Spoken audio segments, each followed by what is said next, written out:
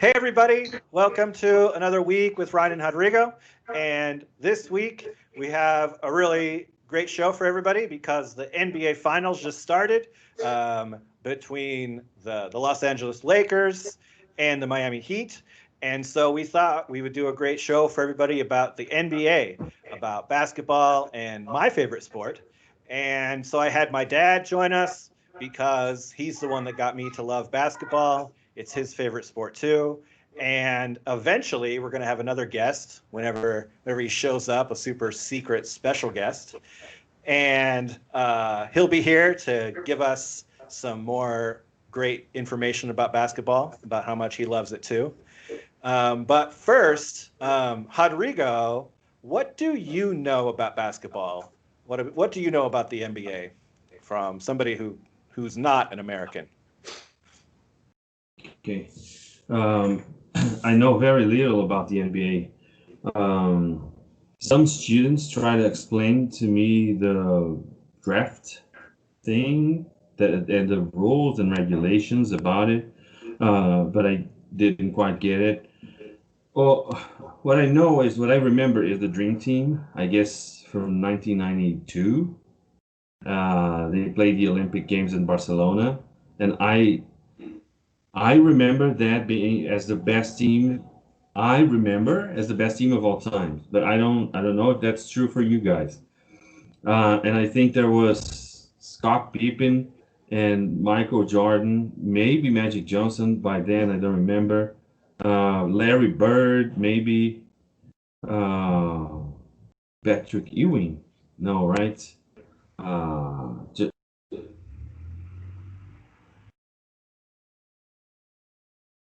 okay. Patrick Ewing, and um, yeah, Charles Barkley. I remember Charles Barkley. I guess that's it. Christian Laettner. And so, who? Sorry. Uh, it's a joke because when they made that dream team, they got like 11 of the best NBA players ever put together. And then they invited this one college player to come along just to, Oh, be okay. there. And he's a Yeah, I joke. really. Okay. Yeah, he really is because I really don't remember. And and I remember the Lakers team from 1989, 1980, 1990. Magic Johnson. Uh, and I remember the Chicago Bulls team. I think it was the best I've ever seen play. Um, Scott Pippen, Michael Jordan, and other guys. I remember these two because of video game. I had a Mega Drive, and I played it in a video game. It's all I can. That's all I can uh, remember. And let me see what else I know about basketball. When Well, when I when you guess that's talk to it. American people, Rodrigo, do do most American people talk about basketball or football Antônio, as a big sport? vem aqui. Football. The American people I Football. know, Cameras yeah, over they here. mostly talk about football. Hey, Dave's Hey, here. I'm Welcome. here. Hey. Now, my question for Words we're not supposed to say. Oh, probably. so my question for both my dad and Dave is the same one. Do you think in the United States that basketball or football is more popular? Which sport is the most popular one there? I'd have to say football. Yeah, Definitely. yeah. Yep. Yeah. Oh, yeah. And why do you think that is? Why do you think football is so much more popular than basketball? I don't know. No, I know. Dave knows. Dave knows. Football has violence. Football is something that kids have grown up with forever.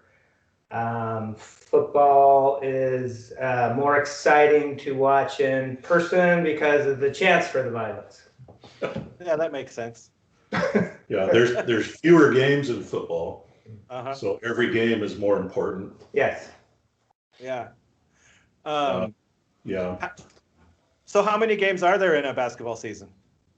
82 plus playoffs. 82. Oh my God. Yeah, that's right. And how long is the season? So they got to do those 82 games in what? How many months? Oh, it goes from like November to May, April, May for the regular season, normally. Mhm. And then playoffs go, I think the last game is usually in April. And then the playoffs go April, May, June is usually when the championship is. Mhm. So are they playing like every other day usually during the regular season? Is that? They play a lot. They probably average at least 3 to 4 games a week. So in the last couple of years, they've tried to look at that and say, like the labor industry has said, hey, this is hard on our players. So you see a lot of the players like taking games off because they don't want to get hurt and they want to be strong towards the end of the season. So they're trying to spread them out so they don't have back-to-backs, because a lot of times they'll have back-to-back. They may have a game in Portland and then next day fly to Sacramento and play a game in Sacramento or Los Angeles. That must be tough. Yes. And you guys used to play basketball when you were young, right? Yes, You we bet. tried. So, like, what would it have been like for you guys if you had to play 3 or 4 games a week? How would have that been on your bodies? Can you imagine doing that? Oh, yeah, we used to play every day. At Yeah. that age, at that age, you want to play every day. You have that competitive spirit. You want to play. Yeah. Yeah, but if I was an old man like LeBron, then, he's what, 38? 30, no, 35. He's a year older than me. Okay. So, he's amazing that he can do that.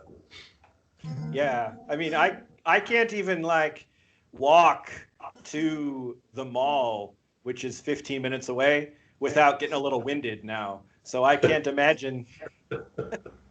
So there's a big difference between today, though, and when we were young and we played sports. So when we played sports, you weren't allowed to lift weights because it would throw off your shot. You didn't spend the whole year trying to stay in shape. These professional athletes, they make enough money that they can have trainers and chefs, and that's all they're doing is working on their body throughout the whole year to be able to take that type of action. Mm-hmm. Mm-hmm. And you guys actually have season tickets, right? You guys share some tickets to go to the games whenever they're in Portland? Yes. Yeah? How many years have you been doing that? Well, it's been probably 5. Yeah, 3 years of full season Yeah. tickets and probably 5 or 6. We used to have half season tickets. Mm-hmm. And how big is the stadium that the games are in? How many people can go? Well, it holds about almost 20,000, maybe a little over. Rodrigo, can you think of a comparable stadium in São Paulo? I always think of the what is Allianz Stadium, but I think Allianz is a little bigger than 20,000. No, soccer stadiums are bigger. Soccer stadiums can have like 50. Yeah. And Morumbi or bigger stadiums can have up to 100. No, not anymore, but 80,000, 70,000. But soccer, Yeah. and it's not as many as basketball. Not as many games. Not as many stadiums. But basketball here in Brazil, basketball stadiums with 20,000 people, or 20,000 people here in Brazil to watch a basketball game. I don't think we can find that many people, but that much people. But yeah, soccer stadiums are bigger, but basketball. I don't remember. I can't recall any basketball stadiums around here. Did you have, you must have had basketball for the Olympics? Yes. Where did they do that? Oh man, what is the no? what is that really big stadium, the soccer stadium called in Rio? Rodrigo? Maracanã. Maracanã. So the Maracanã soccer stadium, like 30 years ago, for the really, really big games, they would get 150,000, or I heard a rumor once that they had 200,000 people in the stadium for Rock in Rio, for when Queen came the first time to Brazil. They got 200,000 people in there. And I don't believe it, but at the same time, I kind of do, because I see pictures of it and it's Insane. Yeah. insane. Rock in Rio, it's close. It's 150 to 200,000. Yeah. But right next to it is another like basketball stadium that they called Little Complex. Maracanã. Yeah. Yeah. And that's where they had the basketball games. We have those complexes here that there are stadiums, but they aren't that famous. They aren't that big. No. If you see a game on like ESPN Brazil of the Brazilian Basketball League, the stadiums look like high school stadiums in the United States. Yeah. I'm trying to think of if there's any great Brazilian basketball players, and I want to say that Oscar guy. Oscar came from Brazil, right? Yeah, and there have been a lot recently. What is his name? Varejão was from Brazil. The curly hair guy, right? Yeah. And there was another one on the San Antonio teams recently that was from Brazil, but I can't think of his name at the minute. But there have been some good basketball players from Brazil. But Oscar is the biggest one, and a lady, Hortensia. She was our biggest. I think she was better than Oscar, but Oscar, because he's a man, is more famous. But she was pretty famous too. Mm-hmm. What else do they use the stadium for when there's not a basketball game? Do they have concerts there? Like I was saying, Queen went to Maracanã. Are there concerts at the stadium? Yes, there's concerts. Yes. And, I think the Winterhawks play there occasionally. They play some of their games at the old Memorial Coliseum, and then they play stuff like that. And when the Blazers aren't using it, they use the Rose Garden. Yeah, they'll have monster trucks and. Really? I didn't know that. Yeah. Motocross and Harlem Globetrotters, and we have, as season ticket holders, we have rights to buy all those, but we never buy them. No, you guys never go see the Sunday, Truckzilla versus Truckosaurus Rex. No, we've never done that. We did that with our kids. Probably did that with you when you were young. No. I remember I was really young. I don't remember where we went, but my dad, we left church early. We had to sneak out, and Dad took me to a classical concert somewhere up in Portland. Yes, that was a good time. And I did not enjoy it, and I made us leave. We had to leave early. Dad, please take me back to church. Yes. And when you guys go to the games, is it very accessible? Is it very easy to get there? Because I know here in São Paulo, most of the stadiums, they're just not very accessible. There's no public transport to get to the stadiums. The parking is terrible. It's a real nightmare to try to go to a game in São Paulo. So I drive down. I live in Vancouver, Washington, which is a whole different state, but Vancouver, Washington is very close to Portland, so we support the Trailblazers. So I have a 30-minute drive and sometimes rush hour traffic that I don't really have a problem. We go 2 hours early. So one of the reasons we do season tickets is he lives 45 minutes away from me, and we've been best friends since we were 13 years old. And so this is a way that we always get together and forces us to get together. So we go 2 hours early and we park for free, 10 blocks away. And so I don't have a problem with my commute typically. No, mine's the same, except I come up from the south, and I take, so I could take the Interstate 5, or I could take Old 99E, which is McLaughlin, and I usually take McLaughlin up. Uh, and it probably takes me half hour or 40 minutes. And we rarely, if ever, have problems finding a parking spot, but we're there early. Yeah. And getting out afterwards, is it trouble? Is it a problem? It's not bad for me. No, I'm 5 minutes off of 405, so I have to wait in traffic a little bit to clear, and then just jump on 405, and that usually opens up. Yeah. Unless those state workers are working on the highway. Yeah. And something that a lot of Brazilians are always impressed by would be like the halftime shows, the halftime entertainment. And what are some of the things that happen at halftime entertainment? Because this is just something that doesn't happen here. For halftime at a soccer game, they just don't do anything usually. But I know halftime shows in the United States are a big deal. So what are some of the things that happen? We wouldn't know because we walk around the state, we walk around the Coliseum during halftime, right? Yeah. Oh, they have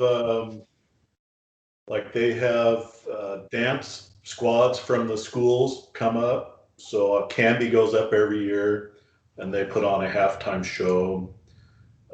They have different like acrobats that will do things. There's the guy with the dog that does stuff. There's people that different shows that come every year, and there's 41 home games, so they have 41 different shows going on. They'll do painting sometimes. Painting. They'll have a mascot night. I think that's probably the only one we ever stay and watch. Is they'll have a wrestling ring, and all the mascots. People will be dressed up in all the other NBA mascots, and of course Blaze, Portland Trailblazer mascot, he always wins. Yeah, they do it on Blaze's birthday. Yes. I guess my favorite one would be the guy with the dog. I'm curious to see that guy. What does the dog do? Like special tricks? Like do something? Like It's what just does a it guy do? with a dog. Yeah, that's the guy with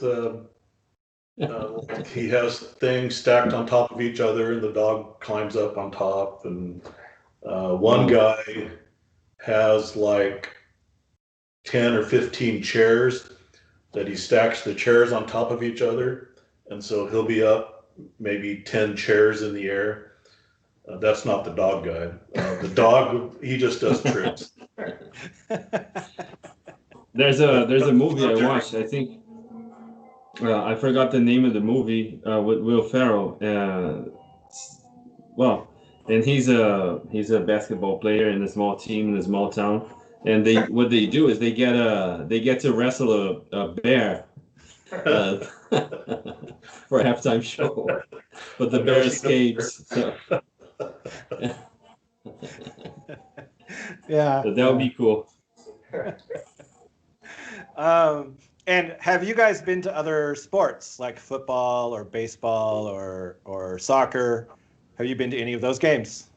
Well, Portland only has the Trailblazers and then the Timbers. Timbers is soccer, pure football. I've never been to a Timbers game. And so if we want to watch football, we have to go up to Seattle for the Seahawks, or the Mariners are in Seattle. We've gone to college baseball games down in Corvallis. Dave goes to more than that. I'm a sportsaholic, so I go to every possible game I can possibly go to. So I go to Seahawks games, I've been to Timber games, I've been to Raider games, I've been to baseball and football games on the East Coast. I go to college games. College football games are very fun. I bought season tickets to the Oakland Raiders 1 year ago so that I could get into the drawing to have season tickets when they moved to Las Vegas as an investment. Mm-hmm. And So, but I haven't been to a Raider game because there's no fans in the football games right now. So yes, and that's what we plan on doing when we retire. Your mother and your father and me plan on traveling around the United States and going to different sports venues. I think you guys want to go to baseball probably more than Baseball, anything. yeah. I want to go to them all. So which sport do you think is the most exciting to see live, to be at the game? Do you have a preference, or? I would think it'd have to be football or basketball. To me, there's just no comparison. It's football, and part of that, I didn't go finish my conversation earlier, but you're talking like your soccer size stadium. So you're talking over 100,000 people, or 70 to 100,000 people in a football stadium, and noises that are like, earthquake, a 4.0 earthquake type of thing. The tailgating, You might have to explain tailgating. Oh, tailgating. Tailgating is getting together before the game. I'm sure they do it for soccer also, and having a few brewskis and hanging out and getting ready to cheer your team on. Oh yeah, to me, but that said, we were at a playoff game last year when Portland beat Oklahoma City, and Dame hit a shot from half court. Basically, he dribbled the clock down for 13 seconds, hit a shot from half court, and that place was just crazy. I mean, your skin was crawling, and the adrenaline, because everybody's just going crazy to win the game. Well, my opinion, I mean, I've only been to a handful of soccer games. I've been to a couple baseball games. I've never been to a football game. But my opinion is that basketball is the most exciting one to watch, because there are no bad places to be in the stadium. Everywhere in the stadium is close to the action. And you can like read players' facial expressions because there's no mask, there's no covering over them. So you feel close and connected to all the players. And the game moves so quickly. Like, football is kind of frustrating sometimes because they stop the action every 20 or 30 seconds and you wait. And then they start again and you wait. But basketball is so fluid that it's just more exciting, I think. I could buy that. Yeah. Yeah, I don't watch much football for that reason. They build the stadiums that way on purpose, to keep them smaller and to keep them full and to keep the crowd. In the old days when we were young, for the national college championship, they played one time in the Kingdom. So you have this little tiny court down in this just 80,000 seat stadium, and this little tiny court down the bottom where if you're sitting up in the top, you can't see anything. Yeah. How do you feel now this season with everything that happened with the coronavirus in the NBA? They had to stop the season, and then when they started again, there are no fans at the game. Do you think that that's changed how the players react? Well, I'm sure, for one thing, when they swear, there's no fan noise, so it's quite apparent. But I would think, it's more exciting to be there in person for the fan. Mm-hmm. And I think the players feed off the energy that the fans give them. And so for the players, I'm sure it's more like just a pickup game or something that they used to do in college, So I'm sure it's very different for the players. I think it's really, I think it's even twofold, because when you have a packed stadium and you have all that action going on and you're the home team, you may get a few more calls from the referee. Just, they're supposed to be impartial, but I watch it when they don't have any fans there, and there's obviously none of that one-sidedness with the fan support. I think they may get a few more calls. I mean, you can look at records, and the home teams almost always have a winning percentage compared to when they play on the road, and there's a reason for that. So if you take that away from it, that's why it was a little interesting for me to watch when they were in the it's just not as fun to watch in the dome or where. Well, that's true. It's even less enjoyable to watch it on TV when there's no fans. Yeah, you think so too? I mean, to watch it was also less exciting without fans there watching it. Yeah. Oh yeah, no doubt. Yeah. It literally is like watching a pickup game, and you. Did it feel like the players just weren't very concerned about the game? Well, no, I mean, when all the teams played in the same place, they went in the bubble, they called it, so they went in, and it was to keep any COVID, so they weren't supposed to have contact with other people. And when Portland went in, they were like 10th place, and they had to win a lot of games to get in the playoffs. And so Portland was very motivated, and you could tell they were very motivated to win so they could get into the playoffs. Mm-hmm. Yeah, I thought the Portland games were very exciting in the bubble. But I didn't watch any of the other games, so I don't know how random teams were performing. Like the Lakers, they didn't have any reason to play very hard at the end of the season. So were they really playing very hard? I don't know. Yeah, they coasted and saved their bodies for what they're doing now. I mean, that was the smart thing to do. But they do that regardless of if there's fans there or not, typically. So I think all athletes are competitive and want to win. So I don't think that changed anything about how competitive some people were. There was a lot of teams that were, not a lot, but there was 10 or 12 teams that got left out of the whole last season because they were deemed too low to have an opportunity to be in the playoffs. So do you think that this year's playoffs have been nice, have been exciting? No. Not particularly. No. Why? What is the reason? Is it because of but if the Blazers had been eliminated in a regular season, would you still have watched the playoffs in a regular season without the Blazers? Maybe some games, but I mean, I don't watch very many games, even in a regular year. Yeah, I don't either. We're pretty much, when you go to 42 games a year, you're kind of burned out on other stuff. Must be what it is. Yeah, that's his son. That's Vittorio. So then, do you think that this year's championship should count just as much as other championships? Yeah, I don't see why not. I mean, it's different. Yeah. Still had to go through everybody and beat everybody. So. Yeah, I mean it's comparable to the one that San Antonio won. Strike 99 when they had the strike shorten the season, and nobody.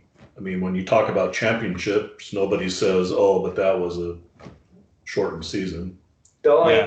The only thing I would say is if for some reason players couldn't play because of COVID, like I noticed Miami's shooting guard didn't play the other night, and I don't know why, Dragic but if like some star players wouldn't be able to play because of COVID, then I would think that would make me think, hey, this isn't right. They've all been playing, as far as I know. And they sat out so long that a lot of people healed up. Right. Like the Blazers got 2 people back that had been out the whole year. And so probably the teams were healthier going into the playoffs this year than normal. Right. But I heard, I don't remember who it was, if it was Charles Barkley or Shaquille saying, one of them was saying that it was actually worse for the players to be off all of that time because they had trouble training. They couldn't practice with the team, and being a professional athlete, you really have to practice every day. You can't stop training in the middle of a season because then you just lose your edge. And coming back after a middle of the season getting lost, you really it's not that you recuperate your body, it's that you lose your focus. I could see that, except for if Charles Barkley says it, then I wouldn't listen to it. or Shaq. Or Shaq, yeah, exactly. Both of those guys used to show up at the beginning of the season overweight and play themselves into basketball shape. Yes. But that question, also, people have been arguing a lot about now this season with LeBron looking like he probably is going to win another championship, and if he ends up winning, that would be 4 championships for him and 10 finals appearances in total. And people are starting to argue that we can start comparing LeBron to Michael Jordan.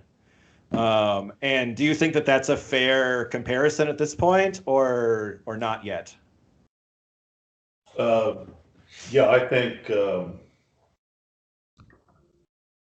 you got to put Michael Jordan and LeBron James and maybe Bill Russell at the top. And because Russell won 11 championships, I think that's right. But it was a different era. And so, he had great teams and maybe the other teams weren't quite as good. But he, phenomenal player. And then the other ones, you got the Magic Johnson. He won 5, I think. But he played with Kareem and James Worthy, and he had really great teams.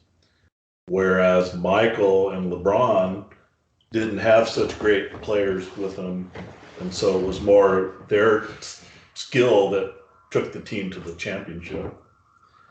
You could say the same thing about Larry Bird was a great player, but he had the 5 people starting were all Hall of Famers. So they had a really great team. And Jabbar, he won with Magic. He was a great player. And who else we got? Tim Duncan won 5, I think. But he played with the Admiral, and then he played with other great players. So I think it comes down to LeBron and Michael, I think. And what would you say is the difference between them right now? Are they pretty much equal? Is one better than, what would you say? Well, the stats are fairly equal. LeBron has played a lot more seasons because Michael sat out 4. Yeah.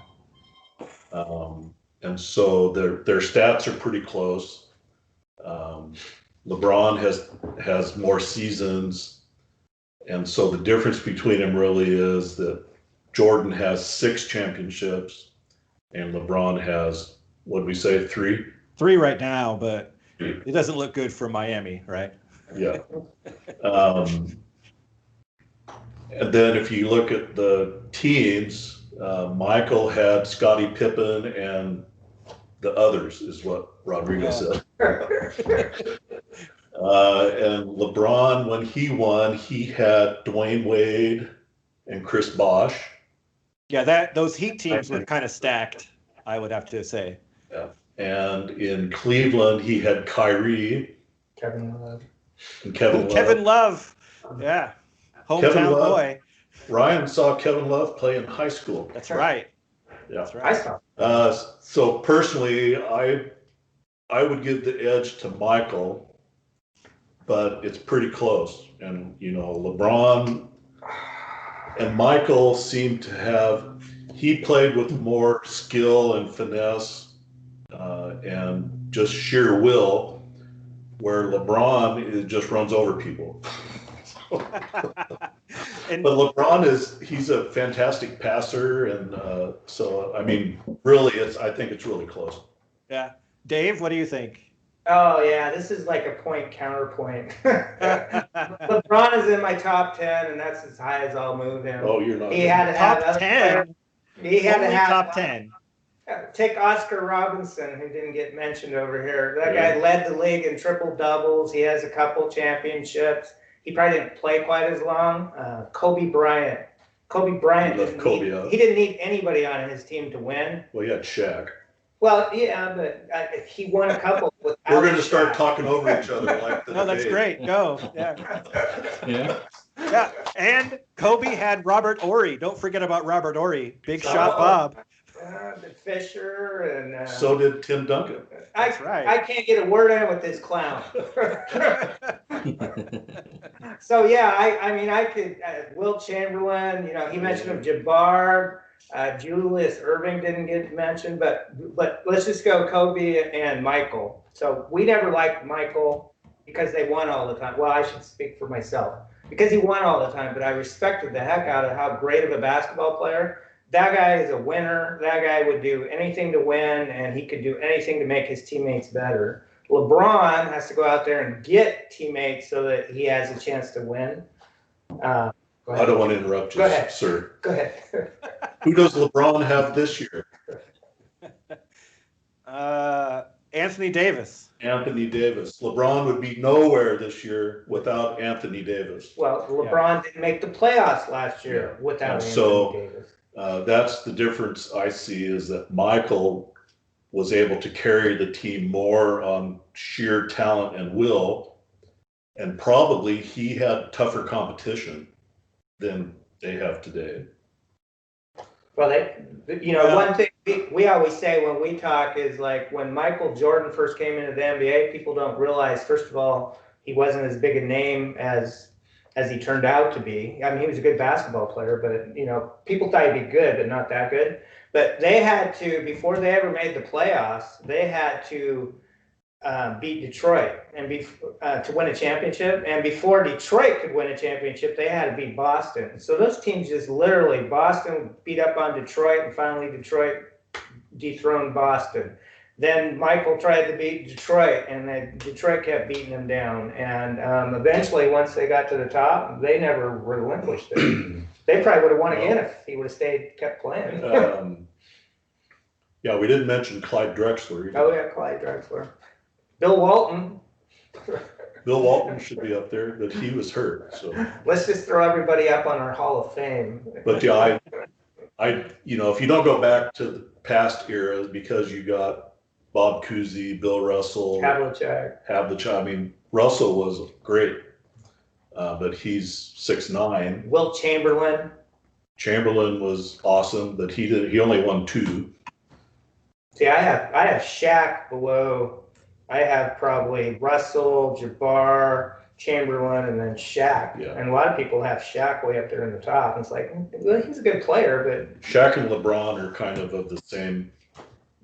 They're just physically dominating.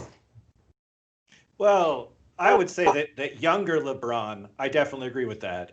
The first 10 maybe years of LeBron's career, he just physically overpowered everyone. And it was a little bit boring to watch because he could just tank into the court and bowl over everyone and dunk. And it was very boring, really. But the last few years, he has really changed his game. And now he's developed a shot. He's really improved his passing. And recently, when you watch, you don't really see him just plowing over people so much. And I think that's partly because he's gotten older and he knows he can't. You see, like, once a game, he's like, I'm going to dunk now. And he goes and he does. And then he's like, all right, I'm tired. That's enough of that. That's what happens to me too. yeah, exactly. Yeah. Uh-huh. Yeah. So crap. But mentioning all of those players like you guys did, I was thinking that maybe there's a difference between like being really good, being a good player, being talented, and being great. Like, is there a difference between talent and greatness? Well, I think so. You got the obvious one would be Wilt Chamberlain and Bill Russell. because Wilt would go out and he would average 50 points a game and 20 rebounds for the season.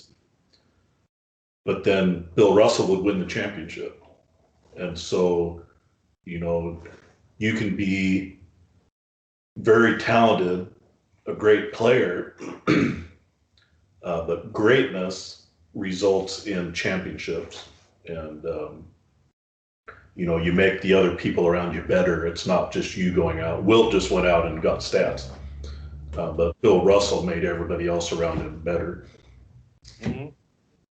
And so how does that play into the Michael LeBron argument? That's why people in our generation will never put LeBron above Michael. He could win 5 more championships, and I still wouldn't put him above him. Yeah, because Jordan won 6, and the best player he had with him was Scottie Pippen, and the rest were, I mean, can you even come up with their names? Bill Paxson and Cartwright. What's his name? Little white boy that played for Portland. Paxton. Kerr, Steve Kerr. The centers were the Cartwright, the one from Australia. Yeah. Looney, the other guy. And so you can't even come up with their names now. And so and he sat out a year in between, and then he retired early because of his owner. And so he could have had 7, 8, or 9 championships. How old was he when he retired? Do you know, Ryan? The second time? Yeah. I would say about LeBron's age, 34, 35. He was in the prime of he was still in his prime. Yeah, and LeBron. A little on the downside. Yeah, if you when he was in Washington, he was over the hill. He was over the hill, yeah. And I remember people used to talk, like the announcers, the analysts, watching the later Jordan years, the like 97, 98 teams, would talk about how he changed his game to be older. He focused more on passing. He focused on the shooting part of his game because he couldn't just jump over people anymore. So he had gotten older by that point. But he adapted. And that was a cool thing to see. Yeah. So then I see you guys have those like things there on the table that are some of the great Portland players, right? Yes, here we have Clifford Robinson, who passed away recently. Yeah. This is Clifford was from the 92 team that lost to the Chicago Bulls. The peak Chicago Bulls at their most dominant, I think. This must be Terry Porter was also on that team. Kevin Duckworth was on that team, and he's also passed away. Yeah. That's Kevin Duckworth. Clyde Drexler was also on that team, and Clyde was on the Dream Team as well, so he is a great player. Now, Ryan's mom wanted me to put in a plug for Karl Malone as the GOAT. No. And I said, yes, he's in the running for the GOAT of dirty players. Yes. Yeah, for sure. This is Damian Lillard here. Who do you guys think is the greatest Blazer? These 3 things from the Blazers. What do we think? The greatest Blazer of all time? It's got to be Bill Walton, Clyde Drexler, or Damian Lillard, I would say. Clyde Drexler, but if Damian Lillard stays with the Blazers, it'll be Dame. Yeah, Bill Walton was probably the best player that ever played for him. Clyde has done more than Damian Lillard has as far as playoffs and winning. But Lillard is a great scorer and a great leader, but he doesn't play much defense. So that's the downside of the current Blazer team is they can't play defense. So But you keep bringing up greatness. I would say in the He's got last greatness. 2 years, Damon Lillard definitely stepped up, and he's got that greatness. Mm-hmm. Just don't know. It's hard to get really good players to come to Portland because Portland is considered an off market where you don't get all the recognition, and the money in sports now is in selling themselves and marketing themselves. So they want to go to like New York City. New York hasn't won for a year, or LA. So we had Scottie Pippen for a few years too, so he would be in the running. But you don't really think of him as being a Blazer. I like Arvidas, but Wallace was really good. Rashid was good. Arvidas. Well, I think Arvidas would have been if he had come when he was young, but he got stuck in, where was he, Lithuania? He was stuck there until he was an old man and finally got to come after the Cold War ended. Well, plus he ruptured his Achilles when he was young, and so when he came to Portland, it was after. Yeah. After that, so he was never the same player. Yeah. But he was still great. Rodrigo, do you have any questions about any of this? No, just something that happens in Brazil, a discussion we have, an argument we have, is that players, like old-time players from the 60s and the 70s, they had no structure to practice. They had no structure. They had no money. Like, only Pelé was, I think Pelé was the only one that got the soccer players. I'm sorry. Because basketball, here in Brazil, we don't have a lot. But soccer players, we when they had no structure and they had no money and they just had to go and play, there were much better players than now. And the argument people have all the time is that players now only play for the money. They don't play. They don't want to.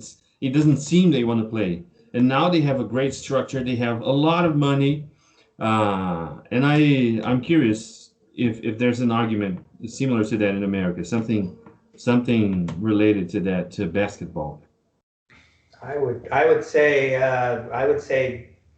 definitely. I think as time goes on, basketball has become more popular, and they start playing it at a younger age. There's a lot of rich parents, or not rich parents, people with money that they can hire coaches or trainers and everything when their kids are little tiny and little. But growing up through basketball and watching some of the great players that have played and going back and looking how they were raised, a lot of them were raised in horrible situations with no money, and that was their only way to get out, was they were athletic, and I think that gave them more of a drive to want to succeed and want to win. So I don't know if I said that right. Yeah, I mean, that's kind of a hard question. So, because these days, people start playing younger and they have a lot better, more training.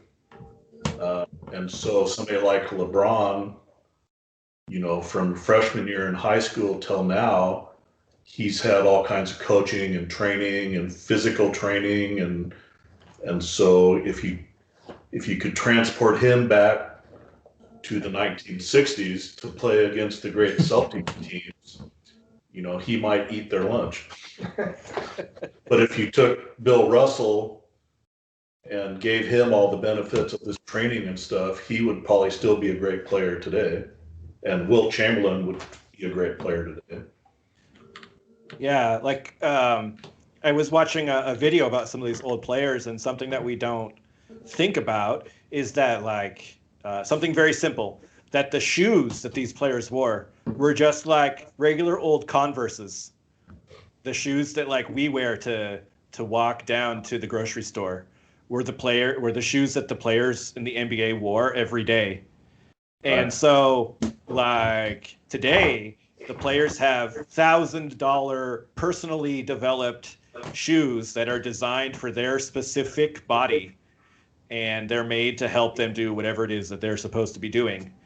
And just that one little difference is what makes a huge difference for player health, for giving them that little bit of extra agility or whatever. Right, and the stadiums are engineered, the floors are engineered for it probably saves their legs. All kinds of stuff like that. In the old days when they played, because I understand what he's saying. So you played because you wanted to win a championship. Yeah. You stayed on the same team you got drafted with. You didn't make a lot of money. Bill Russell won 11 championships. We could go look at his salary right now, but I can guarantee you he didn't make a lot of money. But those players recognize that every time they fight for a contract to get more money, they're fighting for the next generation. It's easy for the four of us to look at them and say, you guys make too much money and you're only in it for the money. But a lot of them are doing it because that's what the generation before them did. Well, yeah, and the other, they make a lot of money, but they're generating money for the owners. And so why should the owner get all the money and not the players? There should be some kind of balance on, if the players making money, they should get paid for doing that. Yeah, I don't like it because it's hard to keep, we support Portland, and it's hard to keep a team in Portland if you can't win. So eventually Dame could decide, hey, I'm going to leave because I want a championship, or I want more money, or you're going to have to pay me more money to stay here and I can't win. So that part of it, we obviously don't like, but I don't know what year they had the free market or whatever that was, when they first had a free agent that actually, signed with another team for big money because he could make more money. Oh, Pete Maravich. I forgot Pete Maravich. Yeah. He was excited. Yes. No, he wasn't great. But I think on your top team. No. I think part of what Rodrigo brought up is like players playing for the money and players playing because they love the game, and then they get money as a consequence. Yeah. So like when I was watching the Michael Jordan documentary, and they had that whole part about Scottie Pippen, and he grew up poor. He had 11 brothers and sisters or whatever, and he just played basketball as something to do, something for fun. And he never imagined that this was his ticket out. He never imagined he would get rich. He never imagined he would play basketball in college. That was not why he played basketball. And then he just randomly shot up 6 inches in high school and was able to play basketball in college, which he thought, all right, I'll play basketball in college. I'll get a free education, and that's wonderful. And he kept playing, and he got even taller and better in college. And then he got to play in the NBA. But all through it, he played basketball because he loved basketball, not because he thought he was going to be rich. And I don't know. I feel like this type of player is much better than players who think that they're playing basketball as a job from a young age. Yeah, and that would be, LeBron from probably freshman in high school. I mean, he had a career path laid out before him. Yeah. And there's always probably big money or the prospect of big money in his mind. Yeah. And I've heard him talk about how he consciously decided to play basketball instead of football because he had offers from both, because he wanted to avoid injuring himself. And he believed that basketball would have a longer, more profitable lifespan than football, even though he knew that football he might earn more money up front. It might be a bigger paycheck at the beginning, but basketball, he would have a longer career. So he thought that through and made the decision. Well, maybe that's why we like Michael Jordan better than LeBron, because that comes out in the way they play. Yeah. Cool. So anything else, you guys? Any other thoughts about basketball, about greatness? Have we? So who's your top 5? There you go. My top 5. Your top team with your top 5 players. Oh my goodness. Michael. Michael, Kobe. Russell.